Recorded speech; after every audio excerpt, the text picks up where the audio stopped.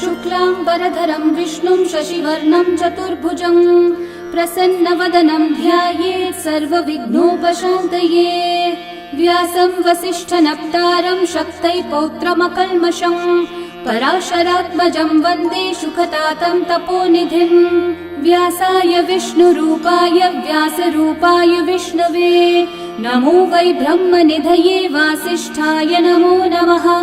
अविकाराय शुद्धाय नित्याय परमात्मने सदैकरूपरूपाय विष्णवे सर्वजिष्णवे। यस्य स्मरणमात्रेण जन्म संसारबन्धनात् विमुच्यते नमस्तस्मै विष्णवे प्रभविष्णवे। ॐ नमो विष्णवे प्रभविष्णवे। श्रीवैशम्पायन उवाच श्रुत्वा धर्मानशेषेण पावनानि च सर्वशः युधिष्ठिरः शान्तनवं पुनरेवाभ्यभाषत। युधिष्ठिर उवाच किमेकं दैवतं लोके किं वाप्येकं परायणं स्तुवन्तः कं कमर्चन्तः प्राप्नुयुर्मानवा शुभम्। को धर्मः सर्वधर्माणां भवतः परमो मतः किं जपन्मुच्यते जन्तुर्जन्म संसारबन्धनात्। श्रीभीष्म उवाच जगत्प्रभुं देवदेवम् अनन्तं पुरुषोत्तमं स्तुवन्नामः सहस्रेण पुरुषस्तततोत्थितः तमेव चार्चयन् नित्यं भक्त्या पुरुषम् अव्ययम् ध्यायन् स्तुवन्नमस्यं च यजमानस्तमेव च। अनादिनिधनं विष्णुं सर्वलोकमहेश्वरं लोकाध्यक्षं स्तुवन्नित्यं सर्वदुःखातिगो भवेत्। ब्रह्मण्यं सर्वधर्मज्ञं लोकानां कीर्तिवर्धनं लोकनाथं महद्भूतं सर्वभूतभवोद्भवम्। एष मे सर्वधर्माणां धर्मोऽधिकतमो मतः यद्भक्त्या पुण्डरीकाक्षं स्तवैरर्चैर्नरः सदा। परमं यो महत्तेजः परमं यो महत्तपः परमं यो महद्ब्रह्म परमं यः परायणम्। पवित्राणां पवित्रं यो मङ्गलानां च मङ्गलम् देवतं देवतानां च भूतानां यो व्ययः पिता यतः सर्वाणि भूतानि भवन्त्यादियुगागमे यस्मिंश्च प्रलयं यान्ति पुनरेव युगक्षये तस्य लोकप्रधानस्य जगन्नाथस्य भूपते विष्णोर्नाम सहस्रं मे शृणु पापभयापहम्। यानि नामानि गौणानि विख्यातानि महात्मनः ऋषिभिः परिगीतानि तानि वक्ष्यामि भूतये। ऋषिर्नाम्नां सहस्रस्य वेदव्यासो महामुनिः छन्दोऽनुष्ठुप् तथा देवो भगवान् देवकीसुतः अमृतांशोद्भवो बीजं शक्तिर्देवकीनन्दनः त्रिसामा हृदयं तस्य शान्त्यर्थे विनियुज्यते। विष्णुं जिष्णुं महाविष्णुं प्रभविष्णुं महेश्वरम् अनेकरूपदैत्यान्तं नमामि पुरुषोत्तमम्। अस्य श्रीविष्णोर्दिव्यसहस्रनामस्तोत्रमहामन्त्रस्य श्रीवेदव्यासो भगवान् ऋषिः अनुष्ठुप्छन्दः श्रीमहाविष्णुः परमात्मा श्रीमन्नारायणो देवता अमृतांशोद्भवो भानुरिति बीजम् देवकीनन्दनसृष्टेति शक्तिः उद्भवक्षोभणो देव इति परमो मन्त्रः शङ्खबृन्नन्दकी चक्रीति कीलकम् शार्ङ्गधन्वा गदाधर इति अस्त्रम् रथाङ्गपाणिरक्षोभ्य इति नेत्रम् त्रिसामा सामगः सामेति कवचम् आनन्दं परब्रह्मेति योनिः ऋतुः सुदर्शनः काल इति दिग्बन्धः श्रीविश्वरूप इति ध्यानम् श्रीमहाविष्णुः प्रीत्यर्थे सहस्रनाम जपे विनियोगः।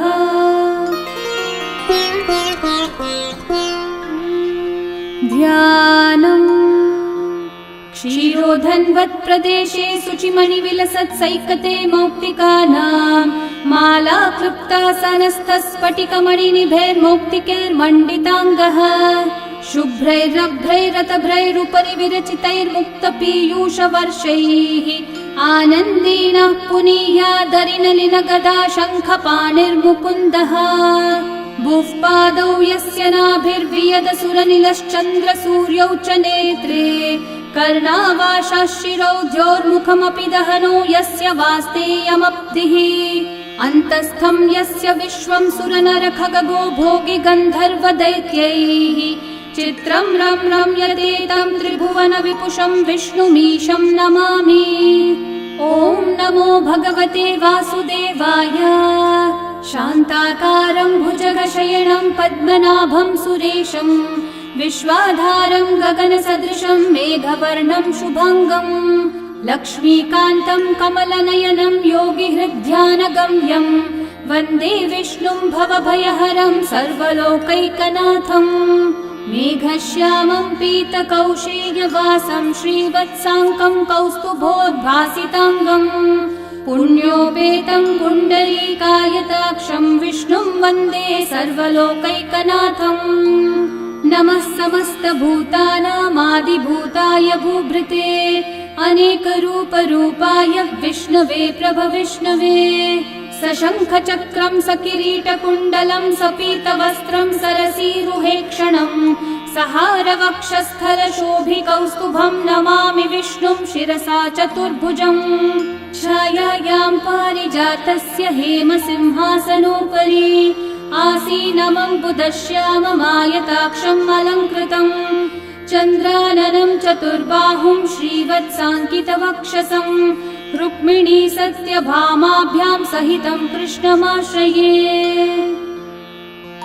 ॐ विश्वं विष्णुर्वषट्कारो भूतभव्यभवत्प्रभुः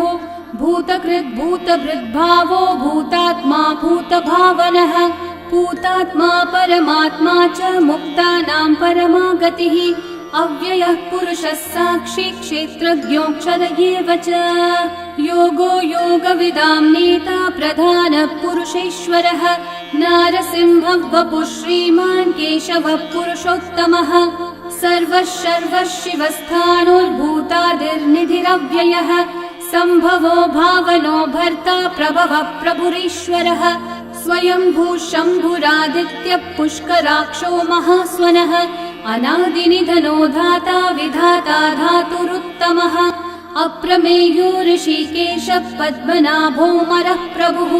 विश्वकर्मा मनुस्त्वष्टा स्थविष्ठस्थविरो ध्रुवः अग्राह्यः शाश्वतः कृष्णो लोहिताक्षः प्रतर्दनः प्रभुतस्त्रिककुब्धामः पवित्रं मङ्गलं परम्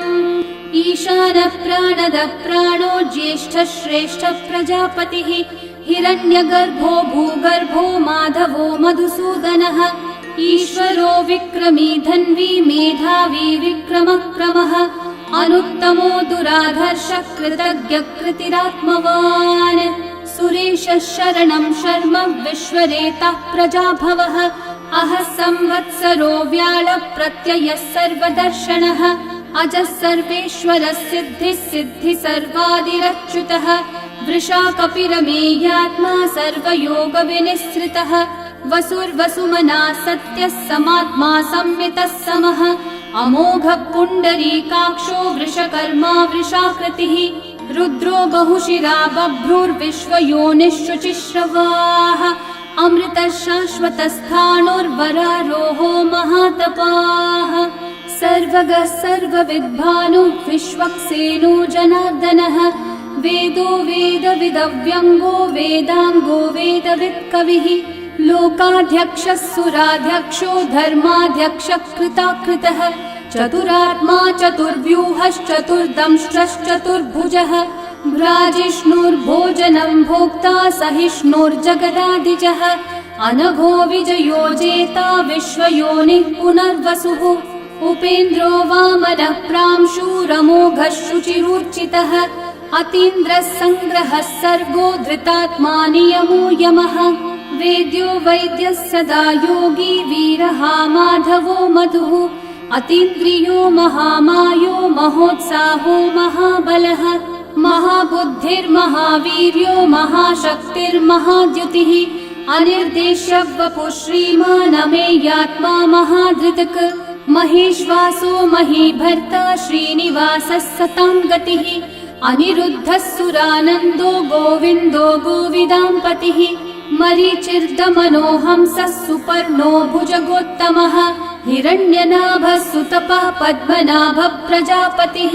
अमृत्युः सर्वदृक्सिंहः सन्धाता सन्धिमान् स्थिरः अजो दुर्मशनः शास्ता विश्रुतात्मा सुरारिः गुरुर्गुरुतमो धामः सत्यः सत्यः पराक्रमः निमिषो निमिषस्रग्वी वाचस्पतिरुदारधीः अग्रणीर्ग्रामणी श्रीमान् न्यायो नेता समीरणः सहस्रमूर्धा विश्वात्मा सहस्राक्षः सहस्रपात्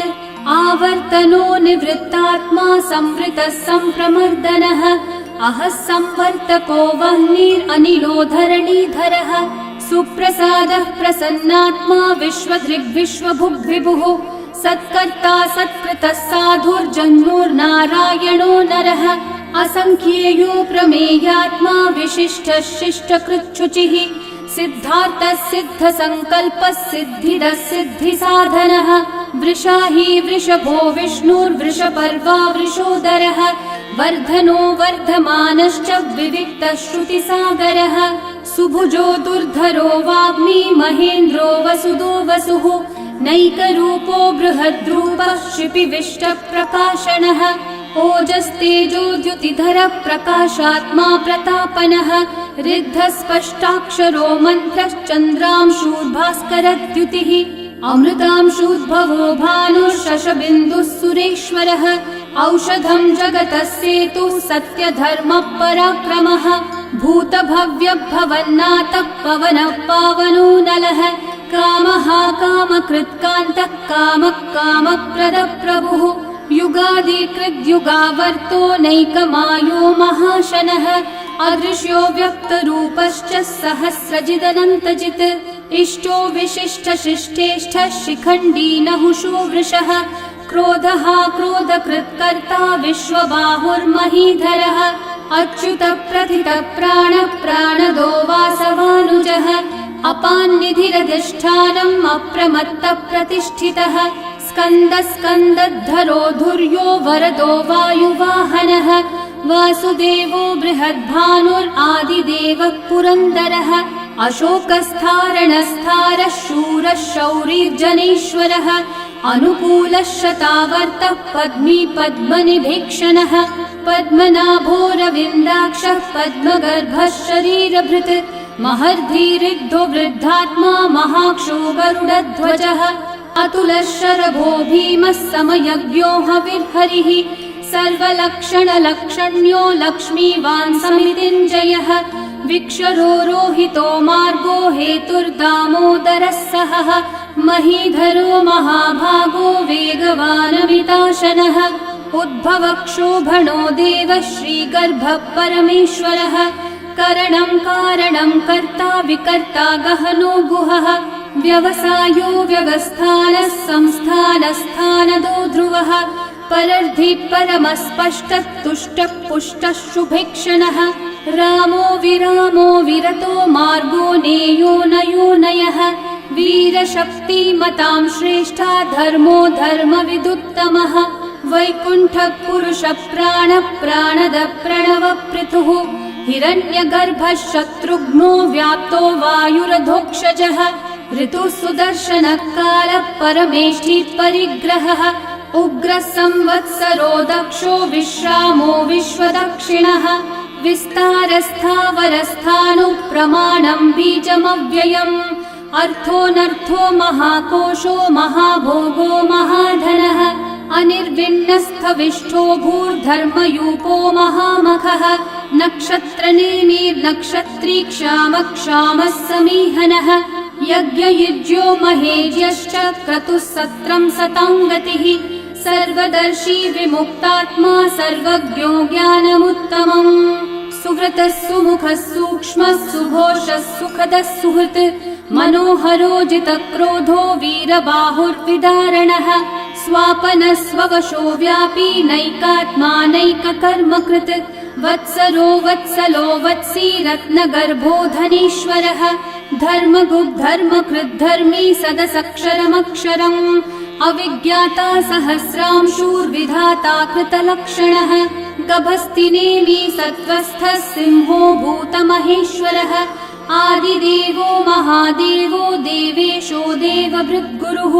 उत्तरो गोपतिर्गोप्ता ज्ञानगम्यः पुरातनः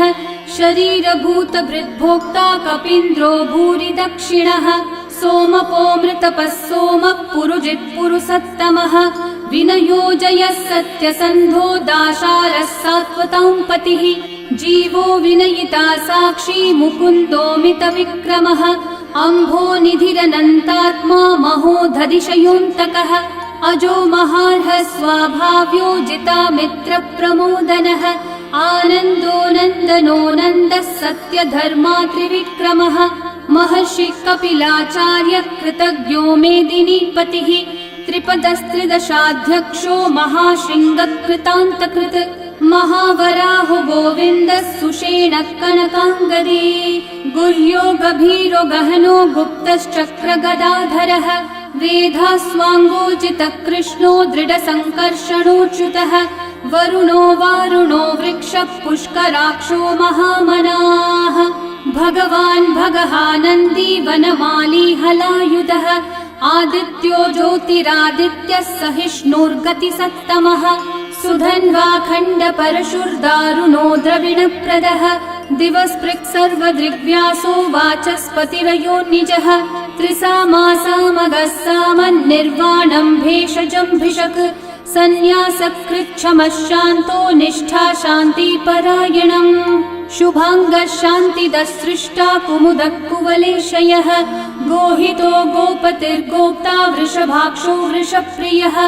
अनिवर्ती निवृत्तात्मा संक्षेप्ताक्षेमकृच्छिवः श्रीवत्सवक्षा श्रीवास श्रीपति श्रीमतांवरः श्रीधर श्रीश श्रीनिवास श्रीनिधि श्रीविभावनः श्रीधर श्रीकर श्रेय श्रीमान् लोकत्रयाश्रयः स्वक्षस्वङ्गः शतानन्दो नन्दिर्ज्योतिर्गणेश्वरः विजितात्मा विधेयात्मा सत्कीर्तिश्चिन्न संशयः उदीर्णः सर्वतश्चक्षुरनीशः शाश्वतस्थिरः भूषयो भूषणो भूतिर्विशोकः शोकनाशनः अर्चिष्मान् अर्चितः कुम्भो विशुद्धात्मा विशोधनः अनिरुद्धो प्रतिरथ प्रद्युम्नोमितविक्रमः कालनेमी निहावीरः शौरी शूरजनेश्वरः त्रिलोकात्मा त्रिलोकेशः केशवः केशिहा हरिः कामदेवः कामपालः कामिकान्तकृतागमः अनिर्देश्य वपुर्विष्णु वीरोऽनन्तो धनञ्जयः ब्रह्मण्यो ब्रह्मकृद्ब्रह्मा ब्रह्म ब्रह्मविवर्धनः ब्रह्मविद् ब्राह्मणो ब्रह्मी ब्रह्मज्ञो ब्राह्मणप्रियः महाकर्मो महाकर्मा महातेजा महोरगः महाक्रतुर्महायज्वा महायज्ञो महाहविः स्तव्यस्तव प्रियस्तोत्रं स्तुतिस्तोतारणप्रियः पूर्णपूरयिता पुण्यकीर्तिरणामयः मनोजवस्तीर्थकरो वसुरेता वसुप्रदः वसुप्रदो वासुदेवो वसुर्वसुमनाहविः सद्गति सत्कृति सत्ता सद्भूति सत्परायणः शूरसेनो यदुश्रेष्ठः सन्निवासः सुयामुनः भूता वासो वासुदेवः सर्वासु निलयो नलः दर्पः दर्पदो दृप्तो दुर्धरोऽथा पराजितः विश्वमूर्तिर्महामूर्तिर्दीप्तमूर्तिरमूर्तिमान् अनेकमूर्तिरव्यक्तः शतमूर्तिः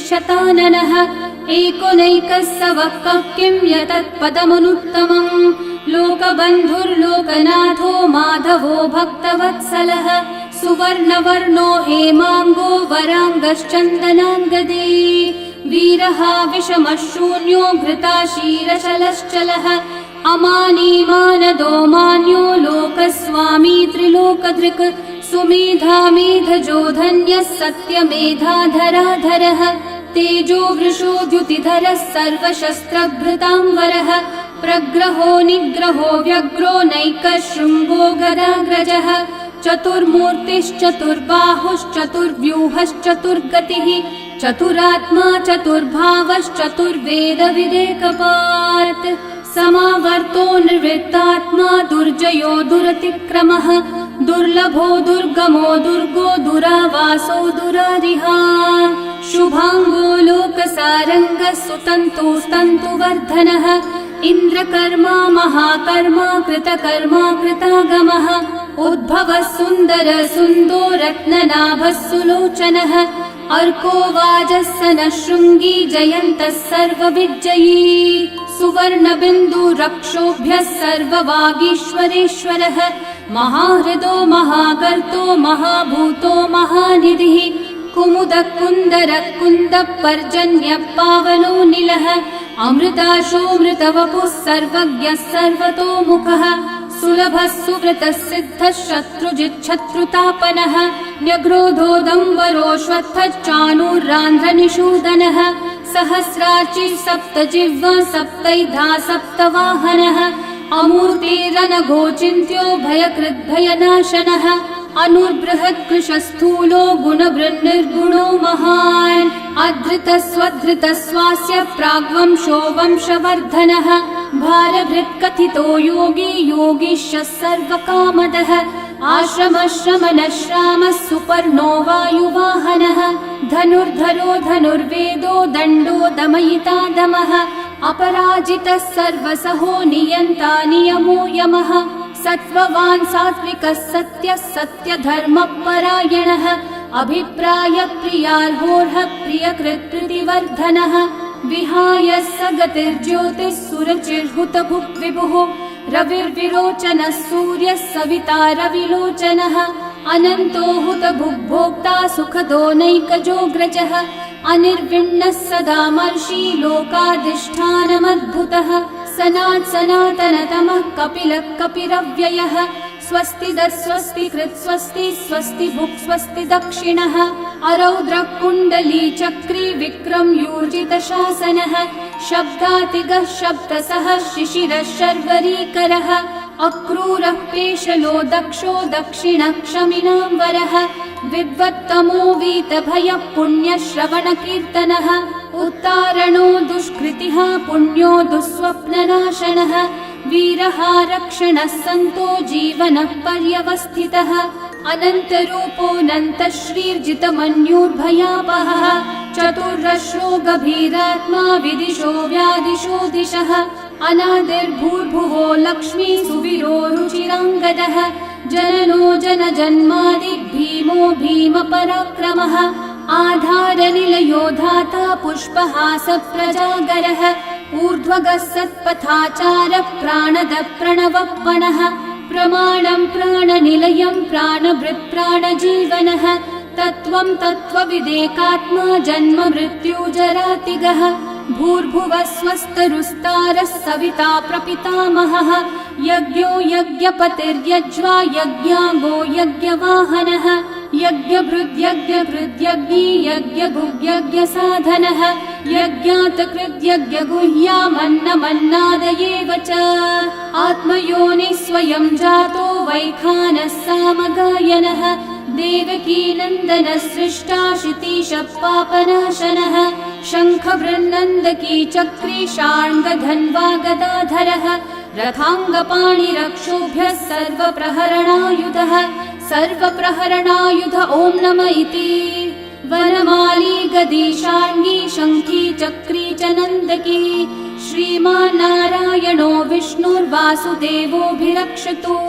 वनमाली गदी शार्ङ्गी शङ्खी चक्री च नन्दकी श्रीमान्नारायणो विष्णुर्वासुदेवोऽभिरक्षतु वनमाली गदी शार्ङ्गी शङ्खी चक्री च नन्दकी श्रीमान्नारायणोर्विष्णुर्वासुदेवोऽभिरक्षतु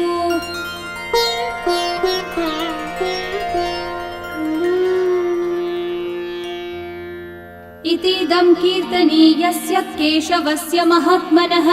नाम्नां सहस्रं दिव्यानामशेषेण प्रकीर्तितम् य इदं शृणुयान् नित्यं यश्चापि परिकीर्तयेत् नाशुभं प्राप्नुयात् किञ्चित् सोमुत्रेह च मानवः वेदान्तगो ब्राह्मणः स्यात् क्षत्रियो विजयी भवेत् वैश्यो धनसमृद्धः स्यात् शूद्रः सुखमवाप्नुयात् धर्मार्थी प्राप्नुयात् धर्मम् अर्थार्थी चार्थमाप्नुयात् कामानवाप्नुयात् कामी प्रजार्थी चाप्नुयात् प्रजाम् भक्तिमान् यः सदोत्थाय शुचिस्तद्गतमानसः सहस्रं वासुदेवस्य नाम्नामेतत् प्रकीर्तये यशः प्राप्नोति विपुलं याति प्राधान्यमेव च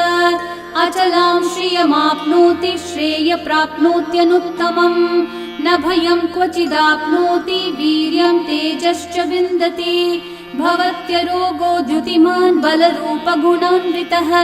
रोगार्तो मुच्यते रोगात् बद्धो मुच्येत बन्धनात् भयान् मुच्येत भीतस्थो मुच्येतापन्न आपदः दुर्गान्यतितरत्याशु पुरुषः पुरुषोत्तमम् स्तुवन्नाम सहस्रेण नित्यं भक्ति समन्वितः वासुदेवाश्रयो मर्त्यो वासुदेवपरायणः सर्वपापविशुद्धात्मा याति ब्रह्म सनातनम् न वासुदेव भक्तानामशुभं विद्यते क्वचित् जन्म मृत्यु जरा व्याधि भयं नैवोपजायते इमं स्तवमधीयानः श्रद्धा भक्ति समन्वितः युज्येतात्मसुखः शान्ति श्रीधृति स्मृतिकीर्तिभिः न क्रोधो न च मात्सर्यं न लोभो नाशुभा मतिः भवन्ति कृतपुण्यानां भक्तानां पुरुषोत्तमे द्यौस चन्द्रार्कनक्षत्राखं दिशो भूर्महो दधिः वासुदेवस्य वीर्येण विदतानि महात्मनः ससुरासुरगन्धर्वं स यक्षोरगराक्षसम् जगद्वशे वर्ततेदं कृष्णस्य सचराचरम् इन्द्रियाणि मनोबुद्धिः सत्त्वं तेजो बलं द्युतिः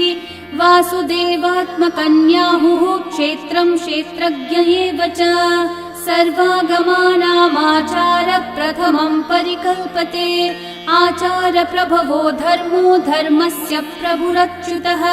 ऋषयः पितरो देवा महाभूतानि धातवः जङ्गमाजङ्गमं चेदं जगन्नारायणोद्भवम् योगो ज्ञानं तथा साङ्ख्यं विद्या शिल्पादिकर्म च वेदाः शास्त्राणि विज्ञानम् एतत् सर्वं जनार्दनात् एको विष्णुर्महद्भूतं पृथक् भूतान्यनेकशः त्रिलोकान् व्याप्य भूतात्मा भुङ्क्ते विश्वभुगव्ययः इमं स्तवं भगवतो विष्णोर्व्यासेन कीर्तितम् पठ्येद्य इच्छेत् पुरुषः श्रेयः प्राप्तुं सुखानि च विश्वेश्वरमजं देवं जगतः प्रभुमव्ययम् भजन्ति ये पुष्कराक्षं न ते यान्ति पराभवम् न ते यान्ति पराभवम् ॐ नमः इति अर्जुनोवाच पद्मपत्रविशालाक्षः पद्मनाभः सुरोत्तम भक्तानामनुरक्तानां त्राता भवजनार्दन श्रीभगवानुवाच यो मां नाम सहस्रेण स्तोतुमिच्छति पाण्डव सोऽहमेकेन श्लोकेन स्तुतयेव न संशयः स्तुतयेव न संशय ॐ नमः इति व्यास उवाच वासनाद्वासुदेवस्य वासितं भुवनत्रयं सर्वभूतनिवासोऽसि वासुदेव नमोऽस्तु ते श्रीवासुदेव नमोऽस्तु ॐ नमः इति पार्वत्योवाच केनोपायेन लघुना विष्णोर्नाम सहस्रकम् पठ्यते पण्डितेर्नित्यं श्रोतुमिच्छाम्यहं प्रभो ईश्वरोवाच श्रीराम राम रामेति रमे रामे मनोरमे सहस्रनाम तत्तुल्यं राम नाम वरानने श्रीराम राम रामेति रमे रामे मनोरमे सहस्रनाम तत्तुल्यं राम नाम वरानने श्रीराम राम रामेति रमे रामे मनोरमे सहस्रनाम तत्तुल्यं रामनाम वरानने श्रीराम नाम वरानन ॐ नम इति ब्रह्म उवाच नमोऽस्त्वनन्ताय सहस्रमूर्तये सहस्रपादाक्षि शिरोरुबाहवे सहस्रनाम्ने पुरुषाय शाश्वते सहस्रकोटियुगधारिणे नमः सहस्रकोटियुगधारिण ॐ नम इति सञ्जय उवाच यत्र योगेश्वरः कृष्णो यत्र पार्थो धनुर्धरः तत्र श्रीर्विजयो भूतिर्ध्रुवा नीतिर्मतिर्मम श्रीभगवानुवाच अनन्याश्चिन्तयन्तो मा ये जनाः पर्युपासते तेषां नित्याभियुक्तानां योगक्षेमं वहाम्यहम् परित्राणाय साधूनां विनाशाय च दुष्कृतां धर्म संस्थापनार्थाय सम्भवामि युगे युगे आर्ता विषण्णा शिथिलाश्च भीता घोरेषु च व्याधिषु वर्तमानाः संकीर्त्य नारायण शब्दमात्रं विमुक्तदुःखा सुखिनो भवन्तु कायेन वाचा मनसैन्द्रियैर्वा बुद्ध्यात्मना वा प्रकृते स्वभावात् करोमि यद्यत् सकलं परस्मै नारायणायेति समर्पयामि। श्री विष्णु सहस्रनाम स्तोत्रं सम्पूर्णम्।